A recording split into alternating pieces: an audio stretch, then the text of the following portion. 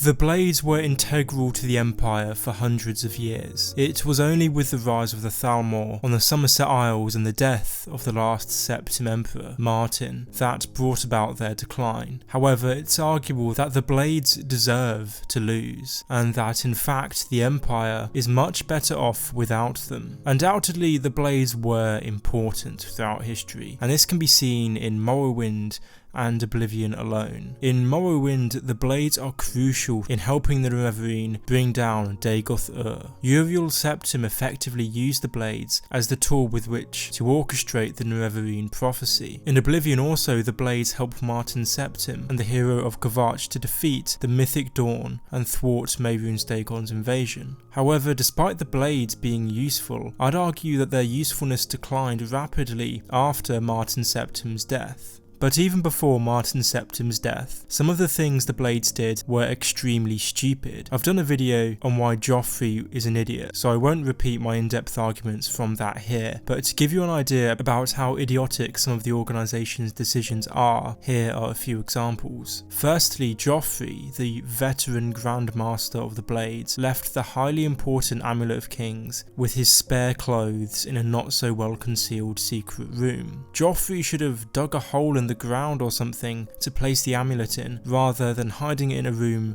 behind his cupboard. Secondly, there's the fact that the organisation's hideouts aren't secret at all. No wonder the Mythic Dawn discovered Cloud Ruler Temple if it's situated on top of a hill next to a massive city. The Blades also do precious little during the actual questline itself. Apart from sending a lone Blade to investigate the Mythic Dawn in the Imperial City, they do hardly anything to actually help Martin or the hero of Kvatch. But more importantly than the mistakes in Oblivion, the Blades made serious mistakes after Martin Septim's death that make me think they deserve to lose to the Thalmor in order to give rise to a better organisation. As the Mede dynasty emerged in place of the Septim one, the Blades became increasingly rogue. They lost their direct connection to the Emperor, as they had sworn specifically to serve the Dragonborn line, and thus the organisation began to act more of their own accord. Unlike the Penitus Oculatus, the Blades' successor organisation, the Blades didn't operate in conjunction with Imperial diplomacy. So whilst the Emperors were trying to figure out the extent of the Thalmor threat, the Blades aggressively infiltrated the new Old Merry Dominion. One of the actions that sparked the war was when the Dominion started a crusade against the Blades, killing the vast majority of them and sending their heads to the Imperial City. Not only does the fact the Blades were so easily defeated in those provinces point to their own deficiencies, but a smarter move on the Blades' part would have been to scale down their operations in the Old Merry Dominion so as not to provoke such a reaction. Their intelligence must have told them how powerful the Dominion was, surely, so it might be said that the Blades had what was coming to them. You can admire them for their attempts to combat the Thalmor, but a less abrasive approach might have been better, and it certainly would have been better if they had been more aligned with the Emperor's more cautious stance. A key reason why I'm glad the Blades declined and the Penitus Oculatus came to the fore is because the Penitus Oculatus are far more pragmatic. Where the Blades were sort of removed from imperial affairs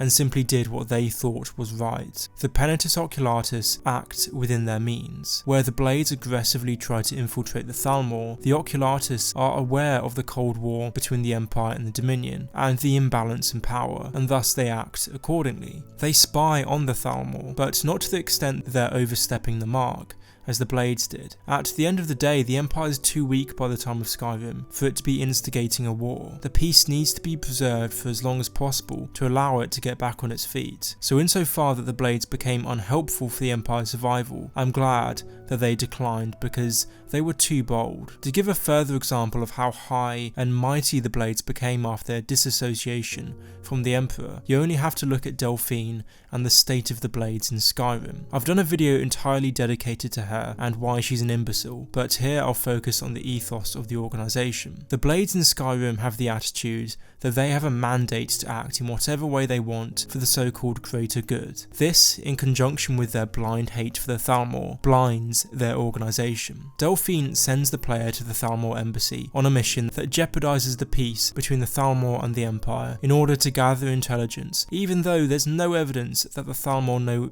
anything about the dragon threat. My point here is that I imagine Delphine's leadership being symptomatic of a problem with the organisation post Martin Septim's death. It's an organisation unaccountable to anyone and with a conviction it's right, and that's never a good thing. This is why I'm glad the Penitus Oculatus exists in its place. The Penitus Oculatus is accountable to the imperial state apparatus and to the Emperor, but at the same time it has enough autonomy to carry out its own functions. Also, where the Blades seem to be an organisation of high and mighty moralizers, the Penitus Oculatus seems to be more effective because of its willingness to be brutal. In order to join, one has to undergo harsh training that weeds out any unwilling to murder or commit other immoral tasks. For instance, in the Infernal City novel, it's described that an initiate had to murder an old man just to qualify to join. To sum up, I'm glad the Blades died out, because I think the organisation became too rogue following the death of the last Septim. Unaccountable and overly aggressive, its actions aggravated the Old-Mo Dominion and were partly responsible for making the Great War take place